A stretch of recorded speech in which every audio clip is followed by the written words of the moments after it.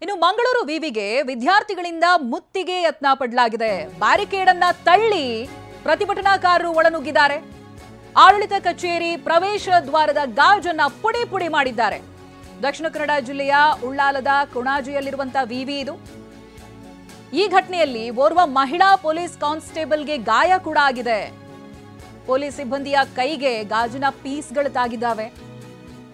ಇಷ್ಟೆಲ್ಲ ಪ್ರತಿಭಟನೆ ಮಾಡೋದಕ್ಕೆ ಏನ್ ಕಾರಣ, ಯಾಕೆ ಈ ರೀತಿಯಾಗಿ ಗದ್ದಲ ಆಯಿತು ಅಂತ ಕೇಳಿದ್ರೆ ಅಂಕಪಟ್ಟಿ ನೀಡೋದ್ರಲ್ಲಿ ವಿಳಂಬ ಆಗಿದೆ. ಅದರ ಮೇಲೆ ಶುಲ್ಕವನ್ನ ಹೆಚ್ಚಳವಾಗಿ ಕೇಳಿದ್ದಾರೆ ಅನ್ನುವಂತ ಆರೋಪ ಕೇಳಿ ಬರ್ತಾ ಇದೆ. ಒಂದು ಅಂಕಪಟ್ಟಿಯನ್ನ ತಡವಾಗಿ ನೀಡಿರೋದು, ಹಾಗೆ ಶುಲ್ಕವನ್ನ ಹೆಚ್ಚಳವಾಗಿ ಕೇಳಿದ್ದಾರೆ ಅನ್ನುವಂತ ಆರೋಪ. ವಿವಿ ನಿರ್ಲಕ್ಷ್ಯದ ವಿರುದ್ಧವಾಗಿ ವಿದ್ಯಾರ್ಥಿಗಳು ಬೃಹತ್ ಪ್ರತಿಭಟನೆಯನ್ನ ಮಾಡ್ತಾ ಇದ್ದಾರೆ. ಆ ದೃಶ್ಯಗಳನ್ನ ಗಮನಿಸ್ತಾ ಇದ್ದೀರಾ. ಗಾಜುಗಳನ್ನೆಲ್ಲ ಪುಡಿ ಮಾಡಿದ್ದಾರೆ. ಹಾಗಾಗಿ ಆ ಗಾಜಿನ ಪೀಸು ಕಾನ್ಸ್ಟೇಬಲ್ಗೆ ತಾಗಿದೆ, ಗಾಯ ಆಗಿದೆ. ವಿದ್ಯಾರ್ಥಿಗಳನ್ನ ಚದುರಿಸೋ ಪ್ರಯತ್ನವನ್ನ ಮಾಡ್ತಾ ಇದ್ದಾರೆ. ವಿದ್ಯಾರ್ಥಿಗಳು ಇಷ್ಟು ಆಕ್ರೋಶಭರಿತರಾಗೋದಕ್ಕೆ ಕಾರಣ ಅಂಕಪಟ್ಟಿಯನ್ನ ಸರಿಯಾದ ಸಮಯಕ್ಕೆ ಕೊಟ್ಟಿಲ್ಲ, ತಡ ಮಾಡಿದ್ದಾರೆ.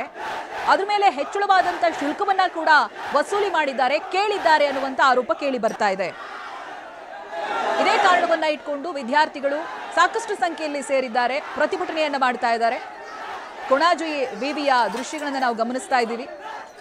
ಆ ಮುಂದೆ ಇರುವಂತಹ ಗ್ಲಾಸ್ನ ಡೋರ್ಗಳೇನಿದಾವೆ ಅದನ್ನ ಪುಡಿಗಟ್ಟಿ ಬಿಟ್ಟಿದ್ದಾರೆ ವಿದ್ಯಾರ್ಥಿಗಳು. ಸಾಮಾನ್ಯವಾಗಿ ಮುಂದಿನ ಭವಿಷ್ಯವನ್ನ ಡಿಸೈಡ್ ಮಾಡೋದಕ್ಕೆ ಅಥವಾ ಮುಂದಿನ ಕೋರ್ಸ್ಗಳ ಬಗ್ಗೆ ಚಿಂತನೆ ಮಾಡೋದಕ್ಕೆ ಅಂಕಪಟ್ಟಿ ಬೇಗನೆ ಸಿಗಬೇಕಾಗುತ್ತೆ. ಬಟ್ ಇಲ್ಲಿ ಅಂಕಪಟ್ಟಿಯಲ್ಲೂ ವಿಳಂಬವನ್ನ ಮಾಡಿ ಶುಲ್ಕವನ್ನು ಹೆಚ್ಚಳವಾಗಿ ಕಲೆಕ್ಟ್ ಮಾಡಿರೋದೇ ಈ ಆಕ್ರೋಶಕ್ಕೆ ಕಾರಣ ಆಗಿದೆ.